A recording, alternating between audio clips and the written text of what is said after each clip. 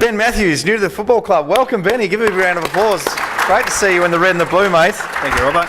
Thank you. So, being new to the club, you've probably been asked this question a fair bit since you've been here. You may not have had a perception of the Melbourne Football Club coming in. Has it surprised you somewhat since you started working? It's not what you thought it was? Yeah, look, I've been blown away by the level of support the Melbourne Football Club has with groups like yourselves and the other coterie groups, and just the general supporter base. Now, I probably shouldn't be surprised because we are the oldest football club in Australia, and I suppose the perception is because we haven't had a lot of success over the last few years that the support had dropped right off, but I've been blown away. And I think Jade's right. Everyone's sort of sick of us trying to win games. We now need to make a stand and start winning games, and that's what the coaches and the players are certainly working towards.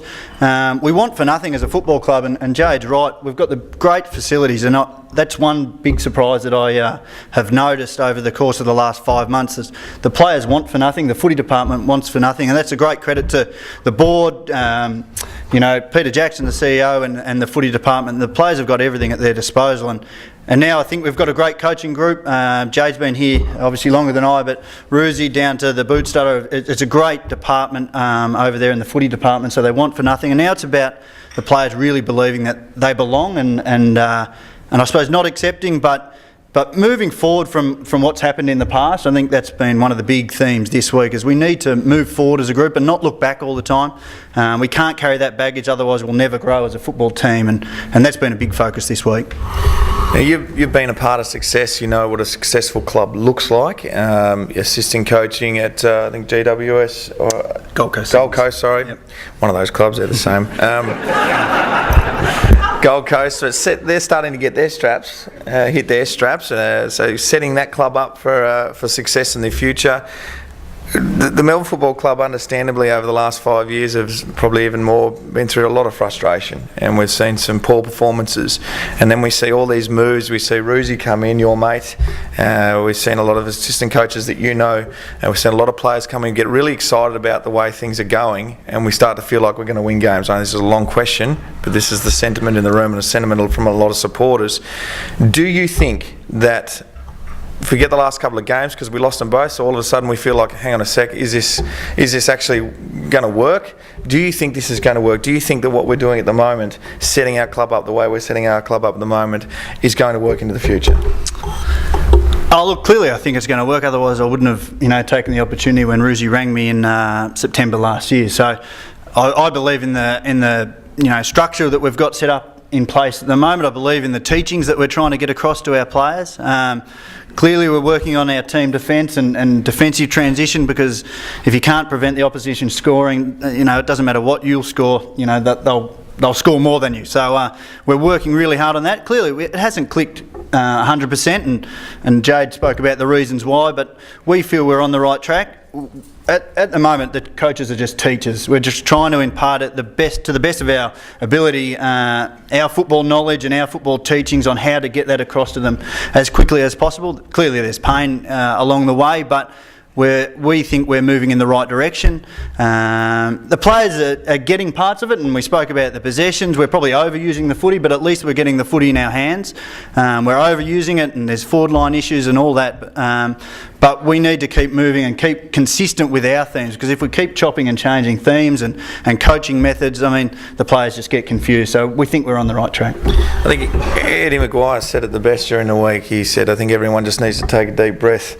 The Melbourne Football Club at the moment, that Ruzi wasn't going to come in and just wave the magic wand. It was going to be fixed straight away, and just be a little bit realistic about it. There's a lot of injuries, and this is a Collingwood man talking about the Melbourne Football Club. So very realistic view that the Melbourne Football Club is on the right track. Just a couple of injuries, a couple of things not going our way at the moment. The Saints, obviously, as Twiggy said, we missed 8 shots on goal. We could have won. We could have realistically been 1-1. Realistically been 1-1 at the moment. So you've got the midfield boys, yeah? You're working closely with the midfield boys. We've got some new guys come in, some really handy players. Crossy, Vince has been fantastic. Dom Tyson, Viv Michi, champions of the future of the Melbourne Football Club. Are you enjoying that role? And talk to us about the midfield. Yeah, look, the midfield's been a positive of the club so far, I think. You mentioned those 4 guys that have come in from other clubs, and they've imparted a fair bit of knowledge and experience into our group. Bernie Vince, I mean, he could have kicked 4 goals in the first game. It would have been a different game.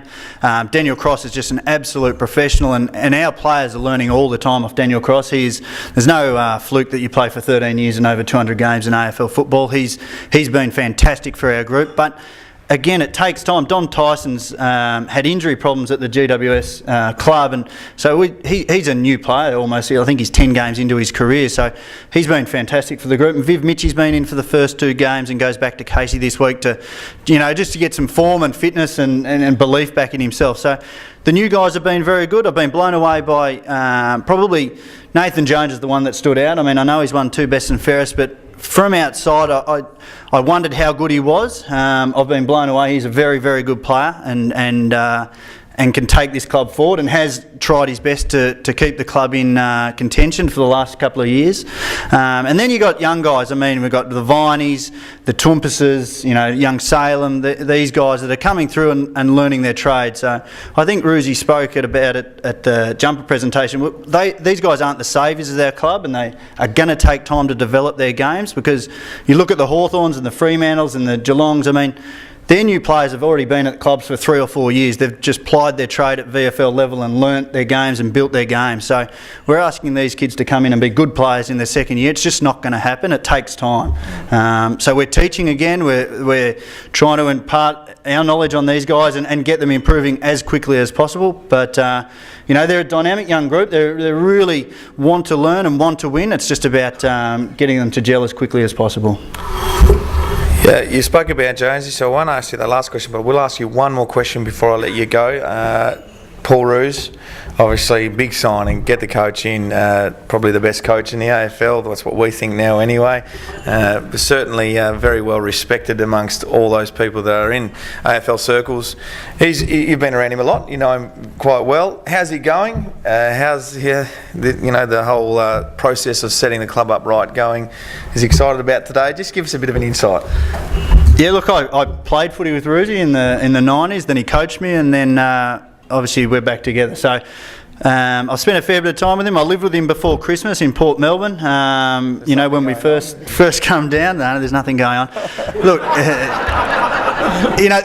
his greatest strength is how calm he is and how good a communicator he is. So that sort of calmness comes across and helps your playing group. They don't panic, or we're trying to teach them not to panic when things aren't going well, when you get 2 or 3 goals down.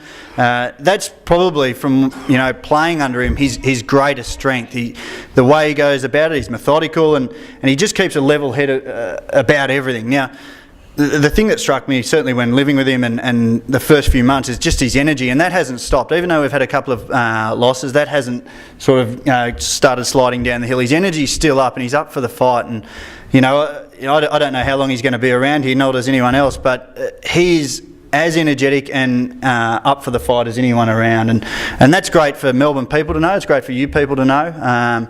He doesn't want to fail at this, and now whether that means winning a premiership in 3 years or what it means, he just doesn't want to fail. He wants to leave this place a much better place. So I hope he's around a long time, because I'm learning from him every day, and I hope our players get to benefit from that as well.